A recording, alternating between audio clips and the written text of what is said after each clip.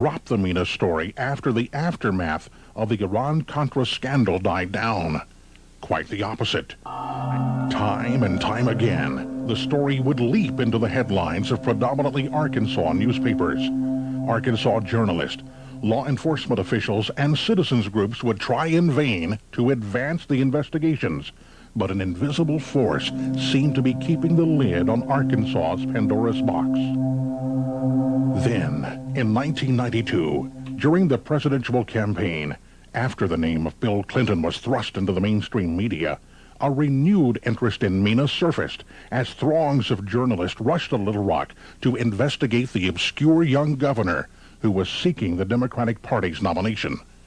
Countless reporters dug, probed, and pried into the layers of lies, deceit, and distortions that by then effectively interred Mena's dark secrets.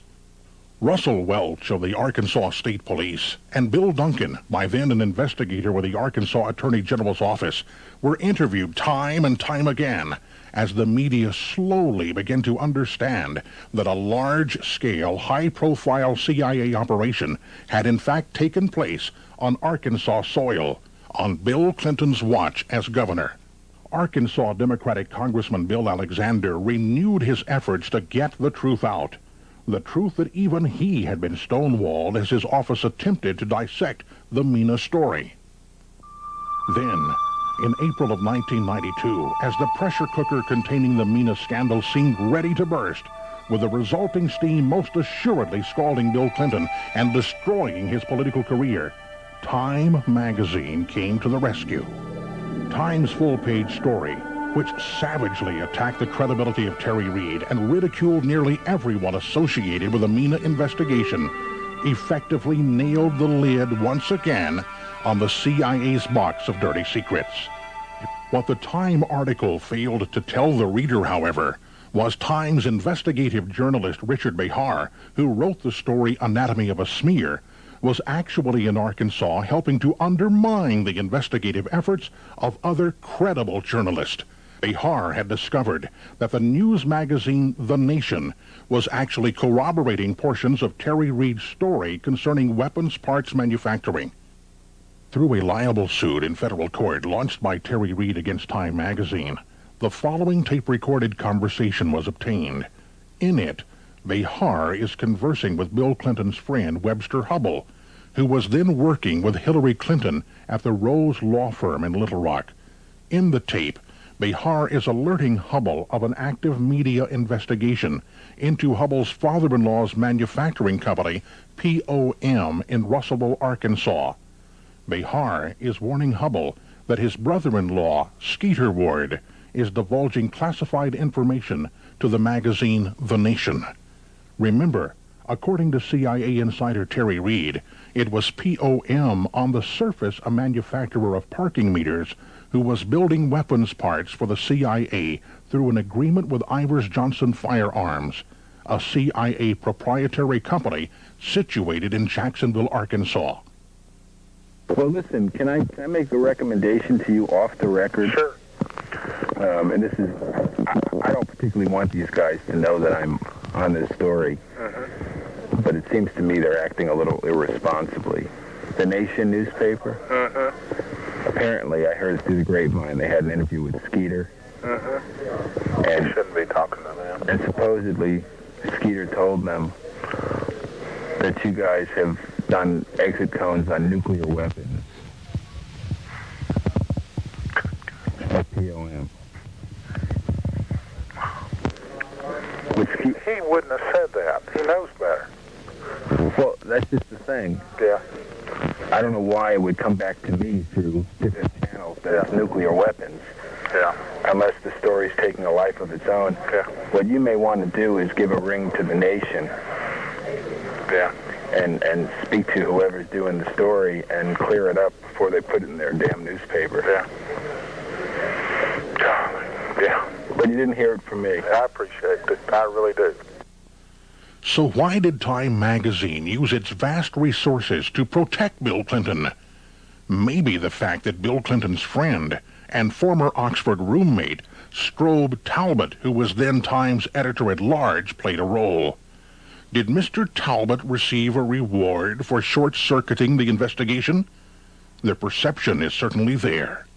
Mr. Talbot joined the Clinton administration in 1993 and is now the number 2 man in the Department of State. Is it possible that an organization that's perceived as credible as Time magazine is in effect under the control of the CIA? A CIA investigator supplying sworn testimony for the Reed versus Time libel suit after being asked to evaluate Time's article on Mena said in an affidavit he believed the article was an obvious disinformation tool. So, with Time magazine's help, it appeared that Mena would die and the truth would never come out. But the government had underestimated the determination of Terry Reed. Terry and his wife Janice were seeking complete vindication in federal court in Little Rock as a result of being the victims of a manufactured crime. Although silenced and gagged within the federal court system for nearly 2.5 years, the Reeds emerged victorious. Terry was acquitted of all charges by a federal judge in Wichita, Kansas, charges involving the theft of an airplane, and Janice's case was eventually dropped. But they both wanted to see those who had needlessly ensnared them in the manufactured crime brought to justice. The Reeds and their attorneys saw this blatant misuse of the criminal justice system being used solely as a way to destroy their credibility, thus insulating important politicians from the Mena scandal. The Reeds had filed a civil rights lawsuit in July 1991 against Bill Clinton's chief of security, Arkansas State Police Captain Raymond Buddy Young. It was quite obvious from the court record that Young, working in concert with others, had helped to orchestrate the wrongful criminal indictment brought against them. Terry knew that properly trying the civil rights case would require reopening the entire Mena story. Power brokers of both political parties were desperate to ensure this didn't happen. As the Reed case simmered in a court file in Little Rock, the media was beginning to probe into the financial dealings of Bill and Hillary Clinton and their friends. By early 1994, a new term, whitewater, would consume the headlines and refocus the media's attention to Arkansas. And this time, reporters would attempt to better explain Bill Clinton's meteoric rise to power. Once again, that 4-letter word, M-E-N-A, would resurface. This time, the media would be armed with the information detailed in Terry Reed's book, Compromised. The reporters were beginning to notice a shocking similarity between the players of the Mena story and those of the Whitewater scandal. The connection Reed had made between people involved with the CIA's enterprise and some very prominent Arkansans caused CBS News to do an 8-minute story on the scandal that just won't go away. A civil war in Central America, drug smuggling in Arkansas, President Ronald Reagan and President Bill Clinton, the subject of tonight's Eye on America. But first, a little background. In the early 80s, a war was underway for control of Nicaragua. On one side, the ruling Marxist regime, the Sandinistas. On the other side, rebel forces, the Contras, labeled by the Reagan administration as pro-democracy freedom fighters. A base of support for the Contra movement, remote western Arkansas. Correspondent Bill Plant has been investigating for tonight's Eye on America. 1983, Ronald Reagan was president, Bill Clinton was governor, and little Mena, Arkansas, changed from a quiet town to a center for drug smuggling and reported Contra support activity. In the middle of it all, this man, admitted dope smuggler Barry Seal. He started doing business with the Ochoa family in Colombia, hauling his dope. Arkansas State Trooper Russell Welch investigated Seal's organization. Each trip would have 250 to 350 pounds of cocaine. He stated that he made $1 million in one trip alone. Seal built this hangar at Rich Mountain Aviation at the Mena Airport for his high-tech smuggling planes, used to fly guns to the Contras and more than 20 tons of cocaine into the U.S. over 3.5 years.